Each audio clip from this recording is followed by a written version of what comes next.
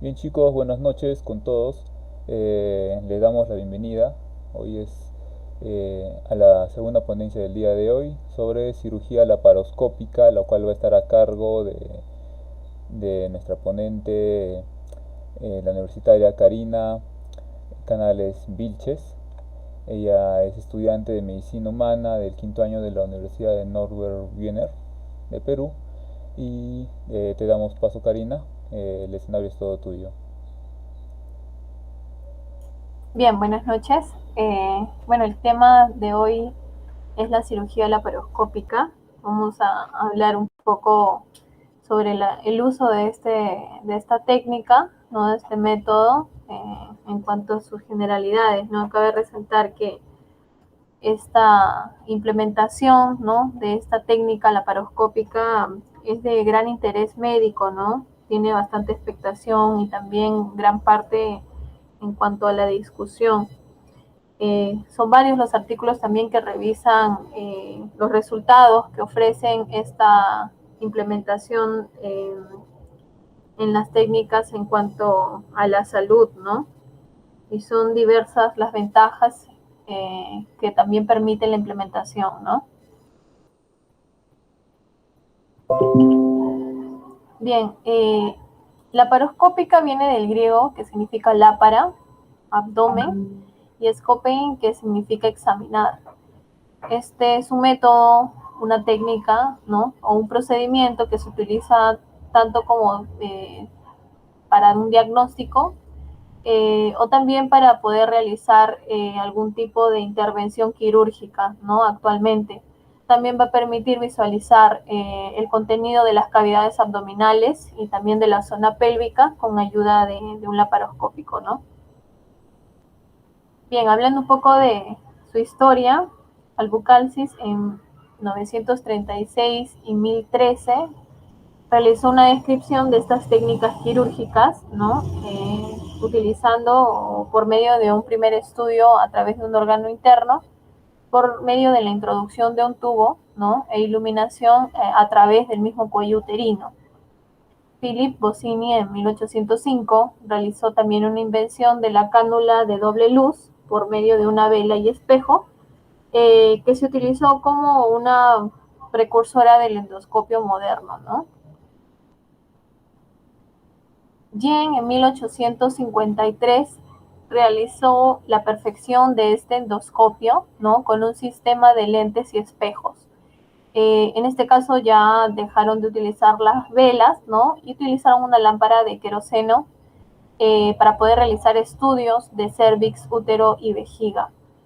Pantaleoni utilizó también este endoscopio de Jen para poder extirpar tumores del útero, ¿no? Para poder tener esa visibilidad a través del cervix, el útero y la vejiga, y para poder intervenir quirúrgicamente, ¿no? Brooke realizó la examinación de la faringe con la luz de un hilo de platino, ¿no? Lo que posteriormente se introdució con un tubo de agua para poder disminuir las quemaduras, ¿no? Thomas en 1880 realizó una adaptación de este endoscopio, ¿no? Con una bombilla incandescente, ¿no? Y de esta manera se redigirió el desarrollo de estos endoscopios modernos, ¿no? Mikulicz y Leiter en 1881 ya realizaron la primera construcción del primer gastroscopio, como podemos ver en la imagen. Maximilian Nietzsche en 1897 realizó la modificación de estos endoscopios, dotándoles lentes y conductos operatorios para la introducción del instrumental, ¿no? Por medio de las dilataciones y la extracción con el fin de una extracción de cálculos. En este tiempo, ya en este año 1897, eh, según la historia, ya se realizaba el uso de esta técnica, sin embargo no se conocía como tal, ¿no? La introducción de estos instrumentos para dilatación en ese tiempo no se conocía todavía su denominación, pero se denominan actualmente como trocares, ¿no? Y se utilizaba para intervenir quirúrgicamente los cálculos, ¿no? En ese tiempo. George Kelly en 1901 realizó ya la primera publicación de la primera celioscopía, ¿no? Desarrollando la técnica del neumoperitoneo. Más adelante voy a comentar qué es la técnica del neumoperitoneo, pero generalmente consiste en insuflar, ¿no?, CO2 a la cavidad abdominal para poder tener una mejor visión del campo en donde se va a trabajar, ¿no?, específicamente de la cavidad abdominal. Christian Jacobaus, 1911, es el pionero ya de la exploración endoscópica en la cavidad torácica, ¿no?, la aparatoscopía. Él diseñó un cauterio especial para poder seccionar adherencias pleurales, ¿no? Götz en 1918 diseñó ya una aguja especial para poder realizar el neumoperitoneo. Antes se utilizaba un instrumental o unos trócares que no eran los ideales debido a que realizaban una mayor incisión, pero ya en 1918 se implementaron estas agujas especiales para poder realizar esta técnica también del neumoperitoneo. Beres en 1938 diseñó también un adicional de aguja especial, ¿no?, lo repotenció. Steiner, Nadeu y Campemier en 1924 y 1925 ya introducen un segundo citoscopio en donde ya comenzaron a iniciar la exploración bimanual. Si bien se utilizaba esta técnica en los años ya a partir de 1800, introducían simplemente un mismo trócar, una misma aguja para poder realizar las incisiones y demás, ¿no? Pero ya a partir de 1925 iniciaron con la exploración bimanual, ¿no? Como podemos ver en la imagen, se realizó la descripción de las diferentes posiciones para poder realizar la exploración también de la cavidad pélvica y también del hígado, ¿no? Heinz Halk en 1929 realizó también la introducción de las técnicas de las dos punciones. Cerveres en 1933 realizó la primer lisis de adherencia. Posterior en 1958 realizó la mejora del laparoscopio por medio de la introducción de una varilla de cuarzo que conduce un rayo luminoso a la cavidad abdominal, precisamente para poder tener una mejor visión a la hora de realizar ya sea el método diagnóstico, que podría ser para tomar una muestra de biopsia o para tener una intervención quirúrgica ya en sí, ¿no? Kerr en 1960 desarrolló un aparato de insuflación que registra la presión intraabdominal y el flujo de gas. Quiere decir que antes, en la técnica que se utilizaba, si bien era quizás de alguna u otra manera muy similar a la que se implementa en estos tiempos, no había un registro preciso de la presión intraabdominal que había y simplemente realizaban la insuflación de la cavidad abdominal sin poder tener un control preciso, ¿no? En 1964 realizan la introducción de una fuente de luz fría que se montaba externamente al laparoscopio, como mencioné, para poder tener una mejor visión del campo, ¿no? Se desarrolló también la técnica de aspiración e irrigación de cavidades, ¿no? En 1978 se realiza la técnica del nudo extracorpóreo. En 1988 se realiza un simulador de cirugías laparoscópicas ya netamente denominadas, ¿no? En 1986 se realizó el desarrollo de la minicámara computarizada adaptable al endoscopio. Esto es lo que se utiliza actualmente, ¿no? Se introduce como una pequeña cámara dentro de la cavidad abdominal y el médico cirujano tratante va a apreciar la imagen dentro de la cavidad abdominal por medio de una pantalla, ¿no? Para poder guiarse y poder realizar la intervención en el paciente, ¿no? Philip en 1987 ya realiza una primera colicestomía en humanos, ¿no? Ya implementando esta técnica. Leopoldo Gutiérrez en 1990 realiza también la primera colicectomía laparoscópica, ¿no? Implementando esta técnica, ¿no? Igual podemos ver a la señora María Guadalupe del Olmo, que fue la primera mujer intervenida con este método ya propiamente dicho, ¿no? Y con todas las actualizaciones que requería. Bien, ¿en qué consiste principalmente la cirugía laparoscópica? Inicialmente se van a tener que introducir en 3 diversos puntos los trócares. ¿Para qué? Para poder hacer la creación del espacio por medio del neumoperitoneo, ¿no? Insuflando CO2, ¿no? Lo que va a permitir tener un sistema visual, una apertura de la cámara abdominal para poder tener una mejor visión y de esa manera poder hacer algún tipo de disección y o corte, ¿no? Dependiendo del motivo por el cual se está interviniendo al paciente, ¿no? Principalmente se van a utilizar los instrumentales de sujeción, instrumental de disección, instrumental de corte, ¿no? Estos instrumentales van a ir añadidos a los trócares que se introducen en los pacientes para poder tener un mejor dominio dentro de la cavidad abdominal de cada paciente, ¿no? También se va a utilizar instrumental de separación, ¿no? Como sabemos, al ser la cavidad abdominal y la misma posición en la que va a estar el paciente, teniendo en cuenta la gravedad, se van a requerir estos instrumentos de separación, las engrampadoras, el instrumental de sutura también, a pesar de que son incisiones muy pequeñas a comparación de las tradicionales cuando se realizaban algún tipo de intervención quirúrgica, también se va a necesitar, ¿no?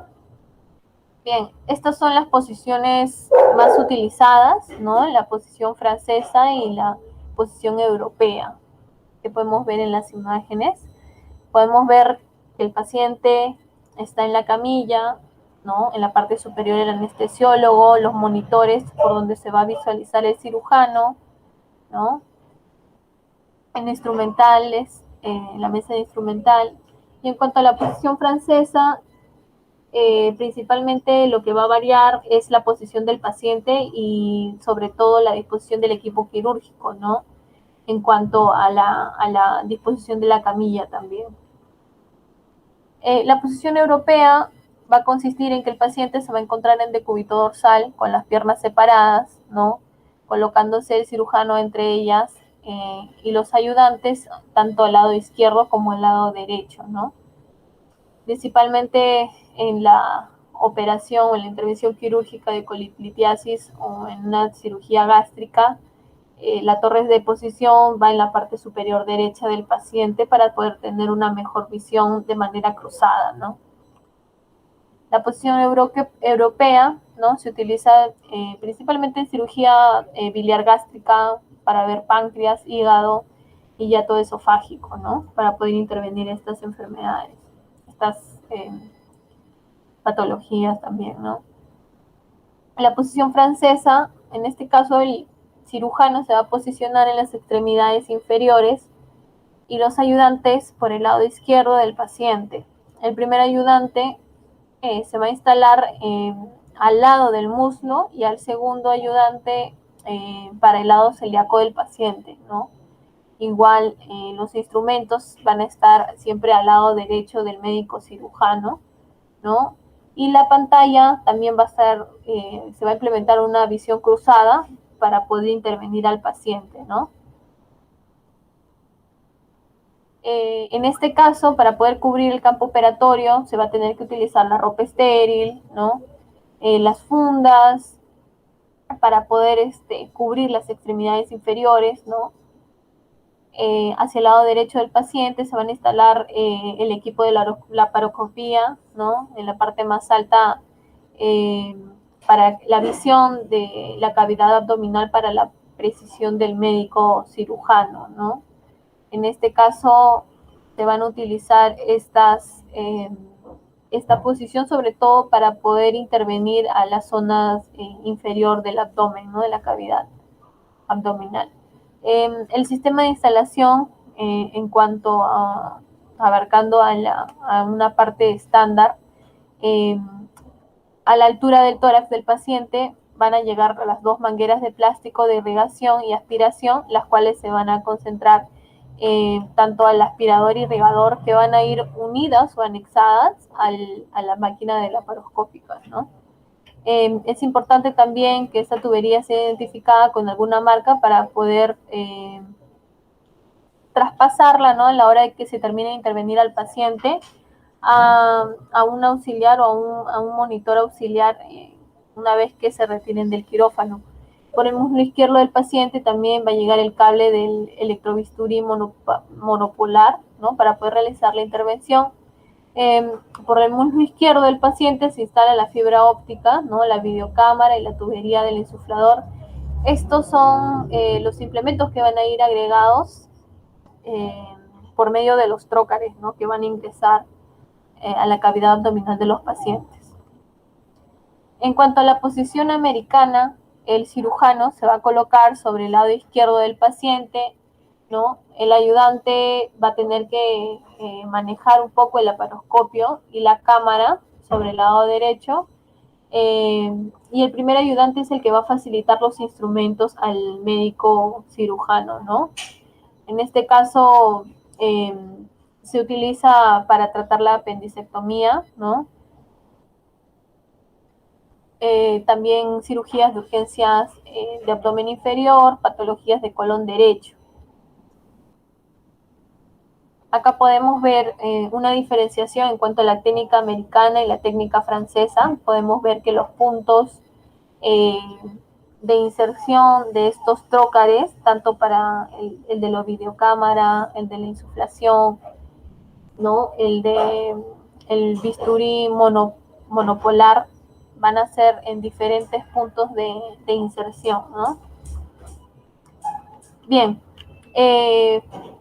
generalmente esta implementación de esta técnica va a generar que se realice en primer lugar un neumoperitoneo, que como comenté es la insuflación de la cavidad abdominal, la instalación de los trócares, se realiza el procedimiento quirúrgico, ya sea para una toma de muestras, para una biopsia o para alguna intervención que sea patológica.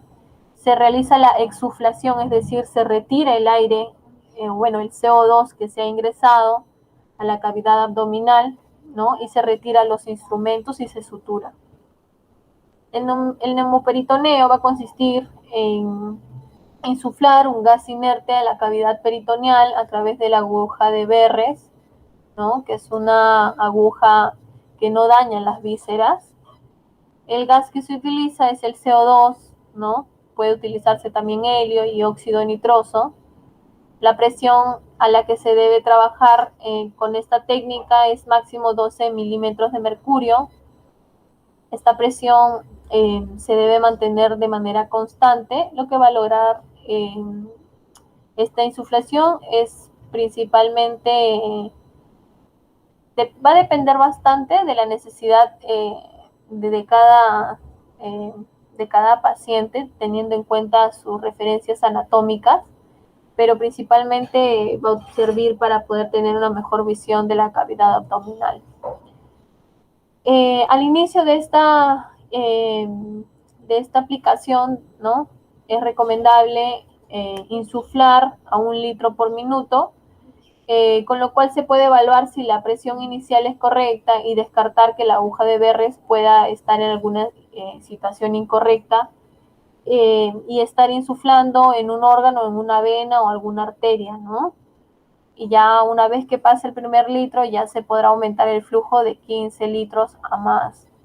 Es necesario en este sentido tener una buena técnica a la hora de poder ingresar esta aguja, ¿no? Pues sí, justamente por estas dificultades o estos factores de riesgo que hay, ¿no? El hecho de insuflar algún órgano, alguna arteria, alguna vena, ¿no?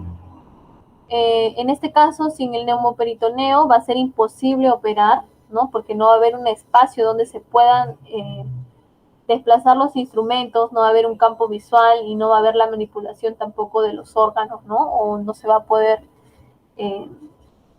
utilizar la técnica como se debería, ¿no?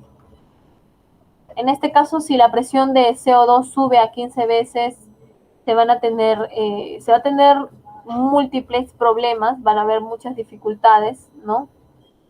Como puede ser un enfisema subcutáneo, disminución del retorno venoso, debido a que va a haber una retención del área esplácnica, ingurgitación yugular, sobrecarga ventricular y congestión, ¿no? Incremento de capnemia y la capnografía, lo cual va a ser recomendable, ¿no? Implementar bien esta técnica, que es la de inicio para poder aplicar todo el procedimiento, ¿no? En este caso podemos ver que los efectos locales de una mala introducción tanto de la aguja y de la presión de CO2 como efecto local, es decir, en la misma zona donde se implemente, ¿no?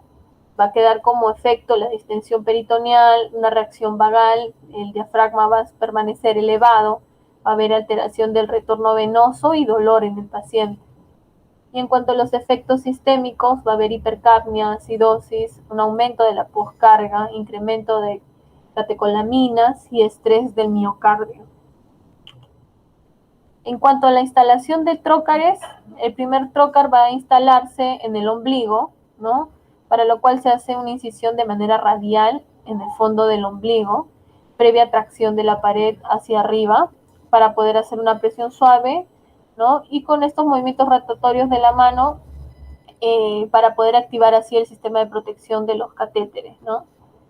Se implementan estos trócares a nivel del ombligo, se hace una incisión, como ya mencioné, de manera radial, igual son puntos, es otra ventaja que tiene la aplicación de este procedimiento, ¿no? Que al final la cicatrización es casi invisible, ¿no? No es, al ser una zona corrugada, la del ombligo, ¿no? Tiende a desaparecer, ¿no? O mezclarse entre los pliegues que hay. Una vez que se retire el mandril o el trocar, el punzón, se abre la válvula para poder comprobar la salida del gas, con lo cual se confirma que hay una correcta posición del trocar. Seguidamente de esto, de acuerdo al tipo de operación programada, se van a tener que elegir 3 o más trócares de calibre que el cirujano considere. Usualmente se utilizan el de 2 milímetros, el de 3, el de 5, el de 10, el de 11, el de 12, el de 15, 18 y 33. Hay muchos más trócares, ¿no? Van a ir dependiendo del tamaño y de lo que se requiera para poder realizar la cirugía, ¿no? de la indumentaria que se vaya a requerir para poder abordar a diversos pacientes, pero principalmente los utilizados son esos, ¿no? En cuanto al procedimiento quirúrgico, ¿no? Todo procedimiento va a iniciar analizando los cuadrantes, ¿no? De acuerdo a las agujas del reloj de manera horaria, ¿no? Iniciando desde las 12, que vendría a ser el ligamento redondo, y luego se procede a realizar la operación, ubicando los trócares dependiendo al órgano a operar. Entonces, se evalúan, ¿no? Los cuadrantes en el paciente para poder determinar la posición en donde van a introducirse ya definitivamente los trócares para poder tener una mejor visualización del órgano a operar o del órgano del cual se va a tomar una muestra para biopsia, ¿no? En cuanto a la exuflación y el retiro de los instrumentos, una vez que finaliza ya la operación, la intervención, ¿no? Se va a tener que lavar la cavidad si es necesario, aspirar el líquido y el gas remanente, ¿no? Luego de esto se van a tener que retirar los trócares y se sutura la aponeurosis en todos los espacios dejados por los trócares, ¿no? Que aproximadamente son de 10 a más milímetros de diámetro para evitar cualquier adentración, es decir, algún tipo de producción de ulceración, ¿no? En cuanto a estas cavidades. En cuanto al área y el equipo, ¿no? va a tener que incluir un cirujano laparoscopista, tiene que ser especialista en esto porque es una técnica que tiene que ser bien estudiada, ¿no? Una enfermera quirúrgica adiestrada en cirugía laparoscópica, ¿no? Tiene que haber ayudantes también especializados en utilizar este método, ¿no? El personal circulante con conocimiento estrecho del manejo del equipo laparoscópico, ¿no? Para poder potenciar más el equipo en el cual van a intervenir a los pacientes, ¿no? Entre los instrumentos más utilizados para esta técnica está el laparoscopio, los trócares, las agujas de veres, los mangos y empuñadoras, el insuflador. Dentro de los ópticos están la cámara, la fibra óptica, el monitor, la fuente de luz fría y la grabadora de video. En cuanto a los aparatos de corte y coagulación, están dentro las corrientes de mono y bipolares, el cauterio, el bisturí ultrasónico, los clips y ligaduras. Y en cuanto a los efectos, están dentro de ellos que vendrían a ser las indumentarias, ¿no? Los instrumentos de agarre, de corte, de disección, de canulación, un portaagujas y unas pinzas, ¿no? Esos son los instrumentos que se utilizan en general. Bien, esta implementación está dirigida principalmente a cirugías de aparato digestivo, de cirugía traumatológica, cirugía ginecológica y obstétrica y cirugía urológica. En cuanto a la cirugía de aparato digestivo, dentro de ellas está la toma de biopsias, el drenaje de abscesos, la colicistectomía, la apendicectomía, las herniografías, las calasias, resecciones de intestino, la cirugía bariátrica, las úlceras gástricas perforadas, las vagotomías, las esplenectomías. En cuanto a las cirugías traumatológicas, la artroscopía de rodilla, la de codo y muñeca, tobillo, cadera, reconstrucción de ligamentos, ¿no? También está comprendida la cirugía ginecológica y obstétrica, la cirugía urológica con la resección transuretral, las nefrectomías, la extirpación de quistes renales, linfadectomías, la varicocelectomía y la cirugía vesical de incontinencia urinaria.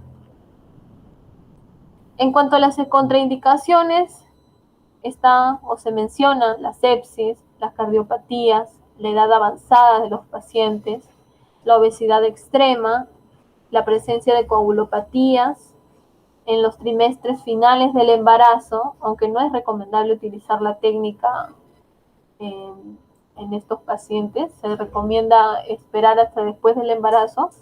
Y bueno, que en caso de alguna patología que esté en un estado terminal, ¿no? Las ventajas que tiene la introducción o la aplicación de este procedimiento va a minimizar el trauma quirúrgico. Hay menor pérdida sanguínea, menor edema tisular y visceral. Es una gran ventaja el hecho de que el trauma quirúrgico, por decir, una apendicectomía, normalmente antes o cuando operaban de la vesícula biliar tenían que hacer un tajo, ¿no?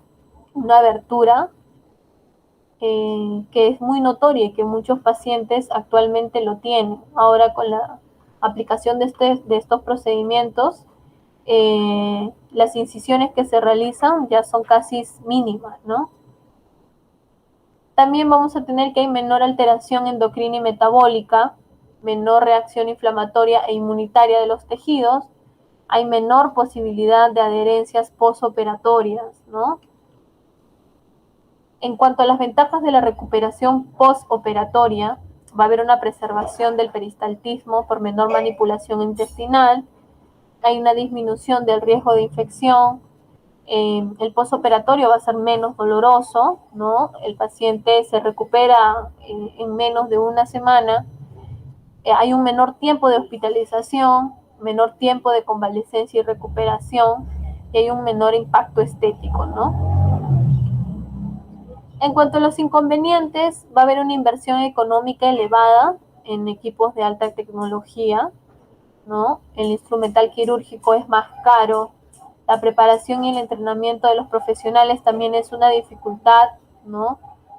porque requiere que el profesional, el cirujano médico, sea muy preciso y que pueda tener la facilidad de poder intervenir mirando una pantalla y no directamente al paciente, ¿no? Porque dirige su visión hacia las pantallas, ¿no? Guiándose de la cámara que va a estar dentro de la cavidad abdominal. El periodo de formación es mayor que en la cirugía convencional, ¿no? Requiere un poco más de estudio, prepararse para ser un cirujano laparoscópico. El grado de desarrollo de la cirugía laparoscópica en distintos hospitales es muy desigual también. Las contraindicaciones, está contraindicado en pacientes con múltiples cirugías previas, ¿no? Las pacientes, bueno, pacientes que tengan alto riesgo o el problema principal vaya a ser la implementación también del neumoperitoneo, ¿no? También otro factor importante es el tamaño de la pieza a extirpar, que puede ser un factor limitante en la cirugía.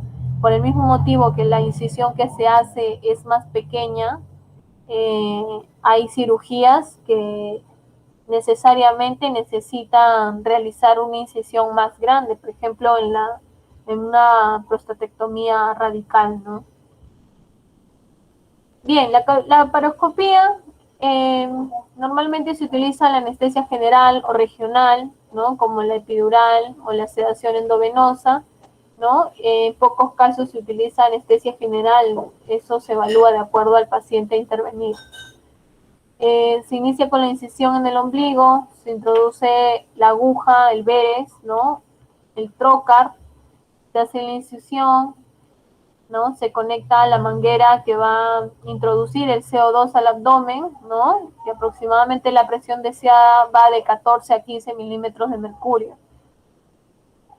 Al alcanzar la presión intraabdominal deseada, ¿no? Se coloca en la misma incisión el trocar de 10 milímetros en la línea media. Va a depender bastante del órgano a trabajar o del tipo de cirugía a realizar, ¿no? También se va a introducir de 4 a 5 trócares de 3 a 5 milímetros para poder realizar de acuerdo al instrumental que se requiera, ¿no? Para poder intervenir.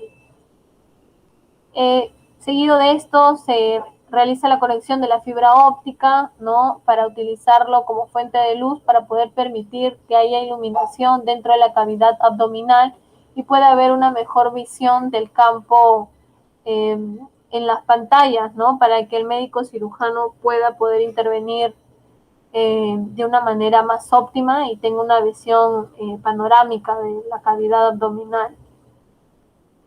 Acá podemos ver los diversos trócares que se utilizan. Están los trócares descartables, los trocar Hampson, ¿no? Que son como unas agujetas de un calibre más grande, ¿no? Van a diferenciarse en cuanto a los milímetros de acuerdo a la implementación o el órgano a intervenir.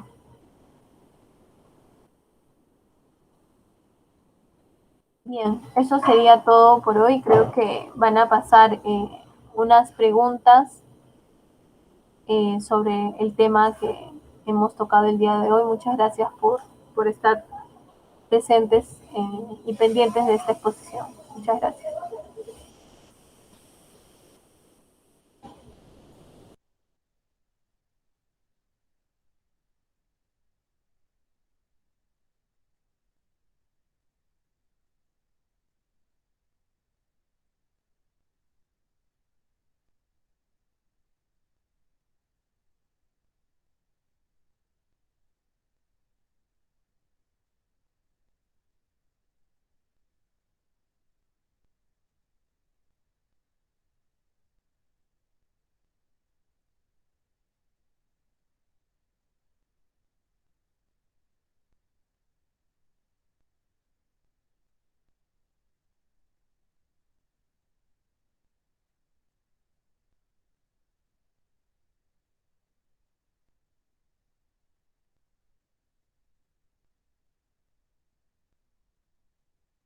Genial, muchas gracias Karina por la exposición, muy excelente la verdad. Chicos, si tuvieran alguna pregunta, por favor, la pueden dejar en el chat.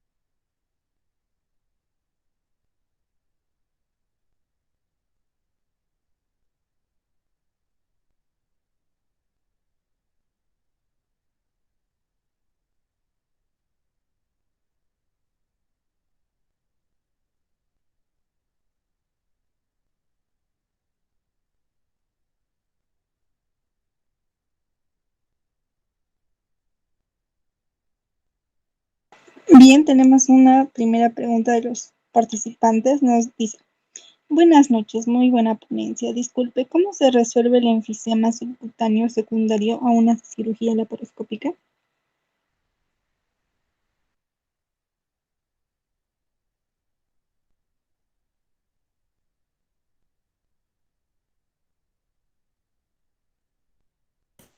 Bien, como comentaba, es importante que el médico cirujano sea especialista porque, bueno, esto ocurre principalmente debido a que hay una mala aplicación en cuanto al procedimiento del nemoperitoneo, ¿no? En este caso se va a tener que resolver como, bueno, un enfisema subcutáneo normal, ¿no? Teniendo el drenaje de la cavidad pleural, eh, una aplicación de aspiración, ¿no? Y una colocación de un nuevo drenaje torácico, en caso lo requiere el paciente, ¿no?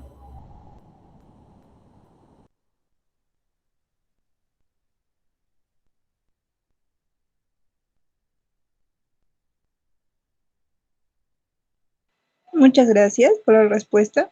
Tenemos otra pregunta de uno de los participantes. Buenas noches, doctora. En total tenemos la posición del paciente americana y francesa, ¿cierto? Ya que las características europeas y francesas son similares.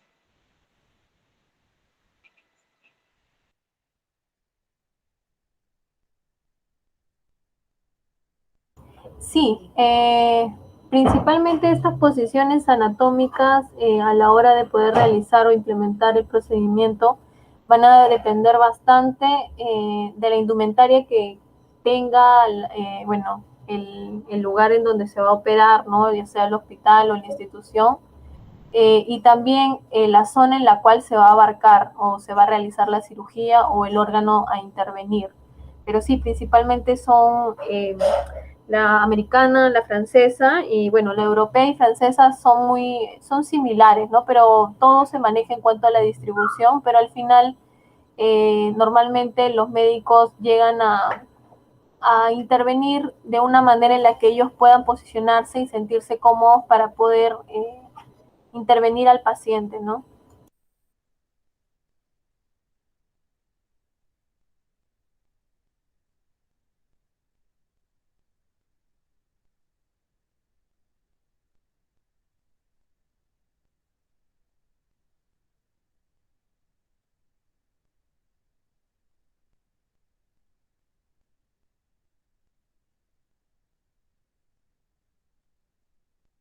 Muchas gracias por la respuesta. Bien, ya no tendríamos más preguntas de parte de los participantes. Le agradecemos un montón por su apoyo en esta ponencia. Un buen tema, la verdad. Muchas gracias y esperamos contar con su apoyo en futuras ponencias. Unas últimas palabras, por favor. Bueno, muchas gracias por la invitación también. Y nada, todos como estudiantes y algunos que ya somos, que son médicos, es importante repasar todos estos temas, ¿no? Y bueno, invitarlos a que continúen participando de estas semanas, ¿no? Que están programadas, ¿no? Por SOCIEM, ¿no? DAC, para que continúen participando en estas ponencias, ¿no? Muchas gracias por la invitación. Que Dios los bendiga. Muchísimas gracias, Karina. Bien, chicos, como ya le habíamos comentado en la ponencia anterior, vamos a realizar unos sorteos por su participación en esta Semana Internacional de Gastroenterología. El primer sorteo es de 2 accesos al banqueo Lichamedic por un mes. Y el segundo es 3 agendas imprimibles gracias a Le Media Student. Entonces, chicos, en estos momentos vamos a pasar a enviar los enlaces por los grupos. Estos sorteos son a nivel internacional, chicos, todos pueden participar, no hay ningún problema. Así que les vamos a dar un par de minutos para que ustedes puedan ingresar sus datos y así participar del sorteo. Muchas gracias, chicos.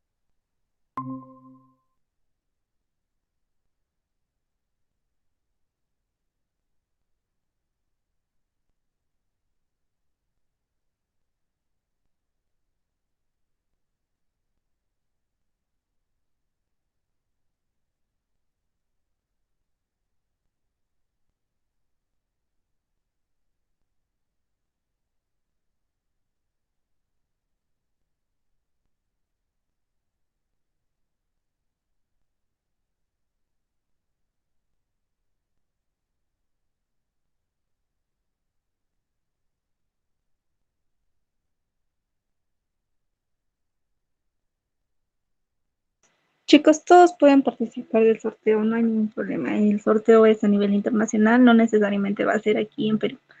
Regístrense, por favor, chicos. Los dos enlaces ya se encuentran en la transmisión. Así que si quieren participar, solo ingresen al formulario, dejen sus datos y listo, chicos. El sorteo lo vamos a hacer en vivo.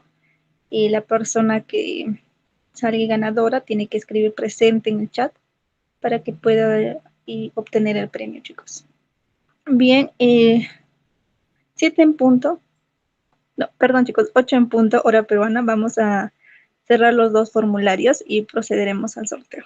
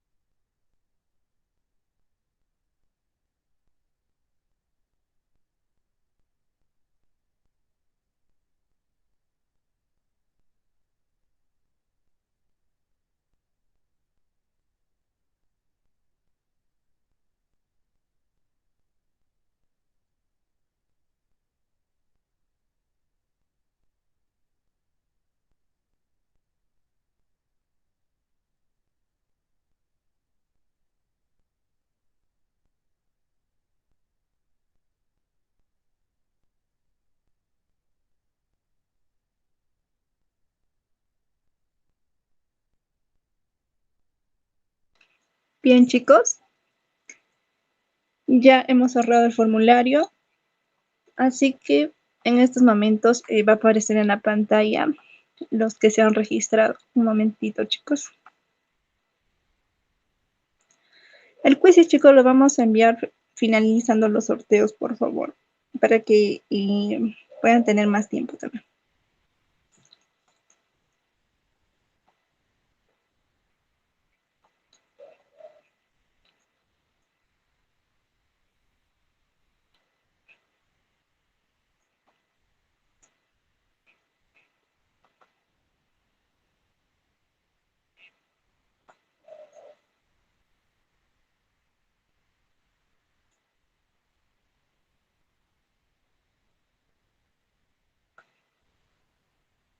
Bien, chicos.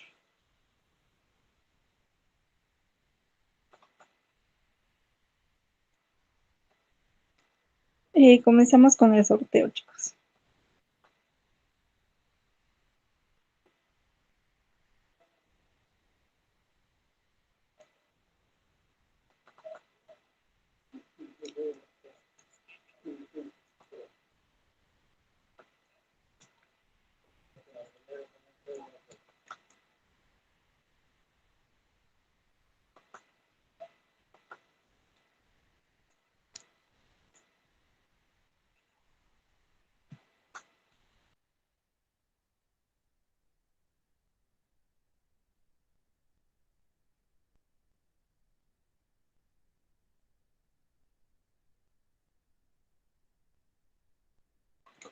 Sí, chicos, como ya comentaban en el chat, el sorteo es general para todos los participantes, no importa el país, así que comenzamos con el sorteo, chicos. Como ven en la pantalla, se va a poner desde el número 2 hasta el número 58.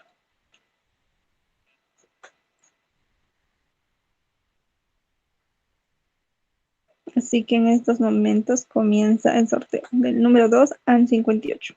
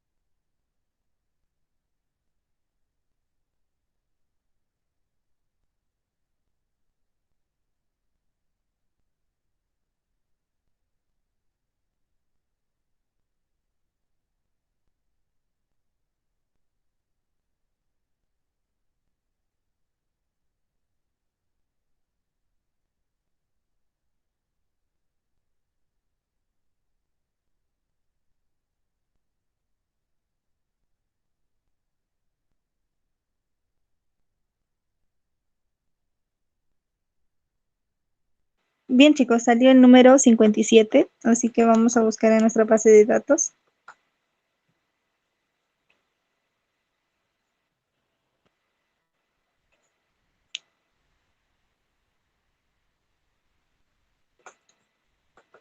Bien, en nuestra base de datos el número 57 es Rosa Joana Cerezo. Rosa Joana Cerezo, por favor, si estás presente en la transmisión, escríbelo, por favor.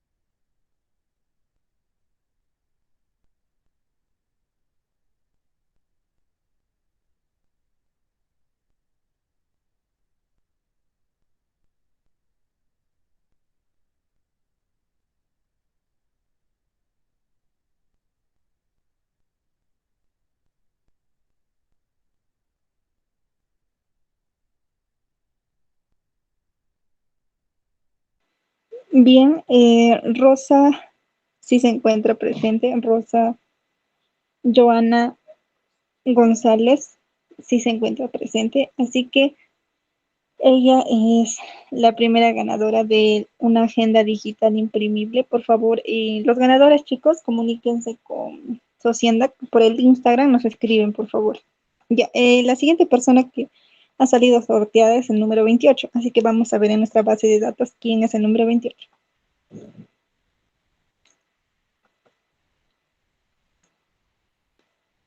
A ver, chicos, vemos en la base de datos es María Emilia Ortiz. Por favor, si te encuentras presente, escríbelo en el chat.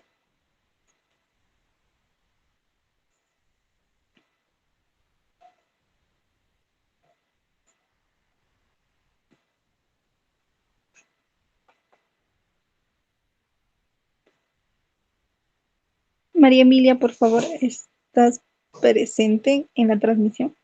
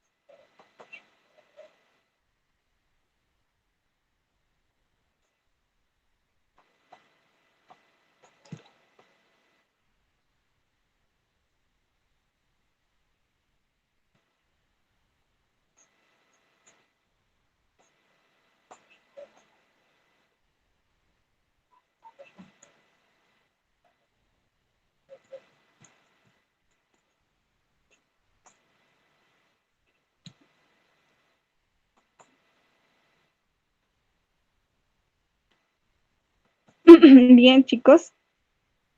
María Emilia Ortiz está presente. Bien, por favor, nos escribes por interno a Sociendac para poder brindarte el premio. Bien, ahora sorteamos a la tercera persona. Suerte para todos, chicos. Es el número 34. Así que vamos a ver en nuestra base de datos quién es el número 34.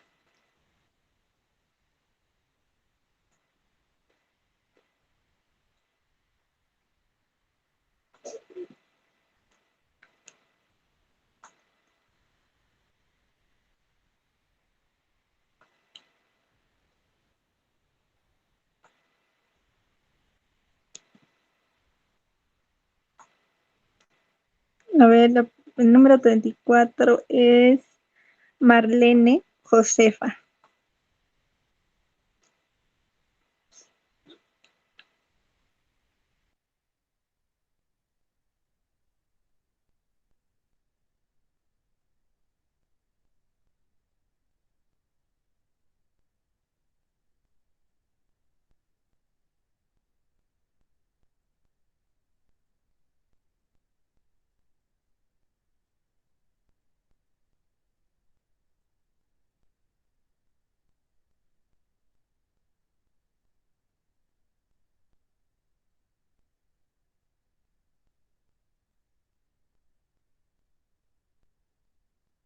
Bien, chicos, Marlene Josefa Gómez se encuentra en la transmisión, por favor.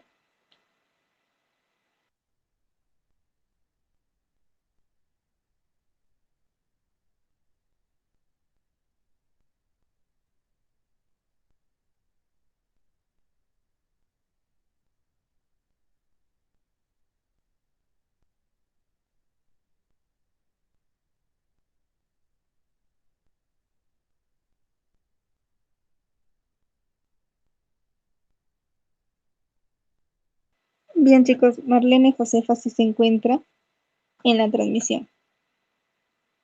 Por favor, nos escriben al interno a Sociendac, chicas, por favor, para poder brindarles sus premios.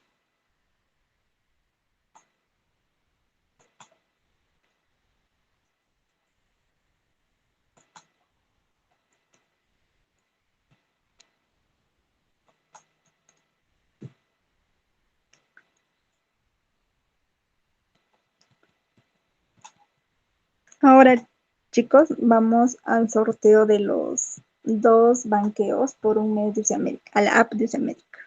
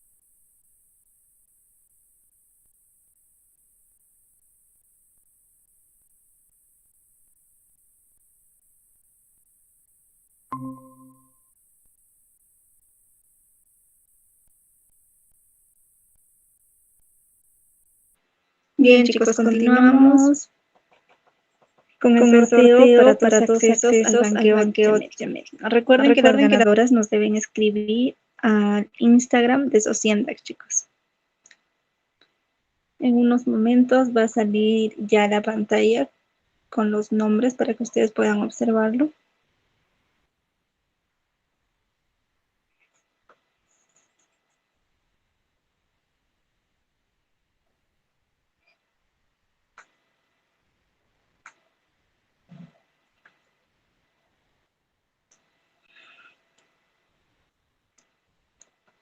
Bien, chicos, han rellenado 58 personas.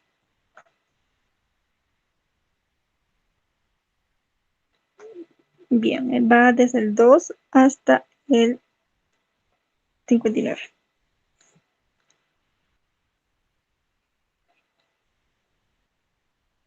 Ponemos en donde se va a sortear el 2 hasta el 59 y generamos el número ganador. El número ganador es el 55. Vemos en la base de datos quién es el número 55.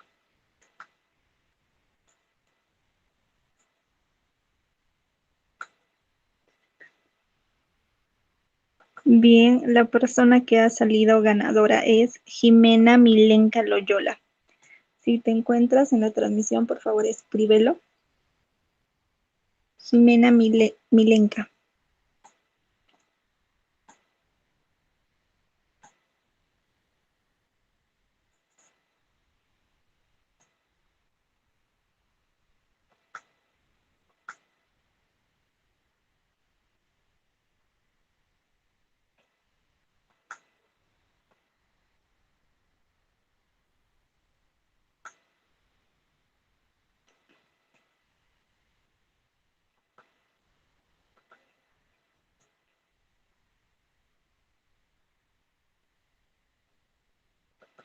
Bien, chicos, sí se encuentra Jimena Loyola. Bien, eres la ganadora de una app del Banqueo Segment. Bien, vamos con el siguiente sorteo.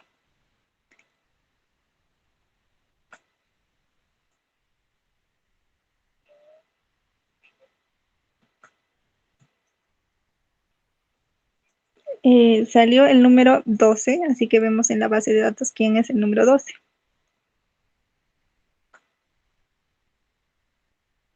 La ganadora es Mara Paredes Hervis.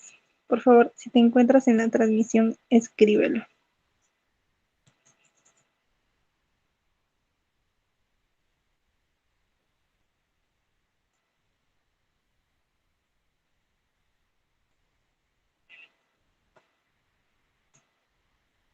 Mara se encuentra en la transmisión.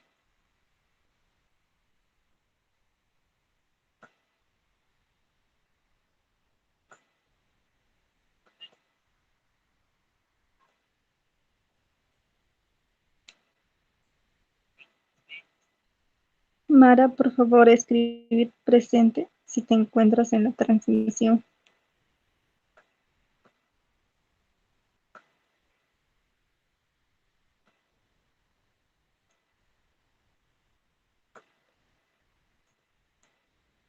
Bien, chicos, sí se encuentra Mara. Ya. Bien, chicos, igual nosotros vamos a corroborar los datos de Mara Paredes Hervis. Así que, por favor, las ganadoras nos escriben al Instagram de Sociendac.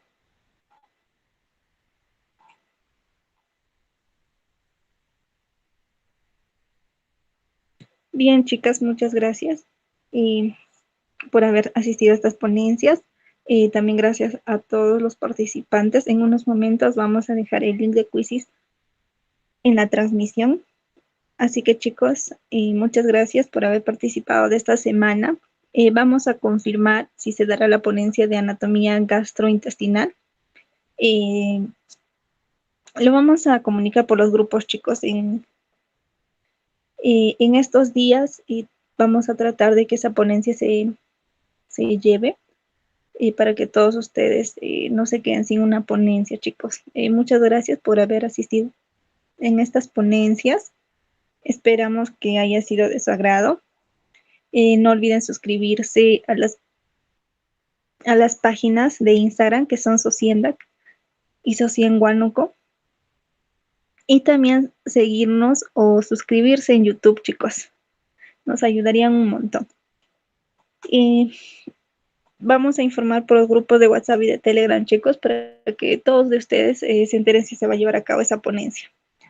Igual, si tienen alguna duda quizás de los quizzes, solo nos escribe.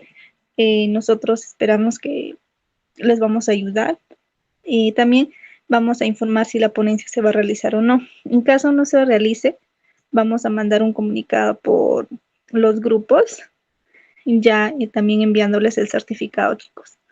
Muchas gracias nuevamente.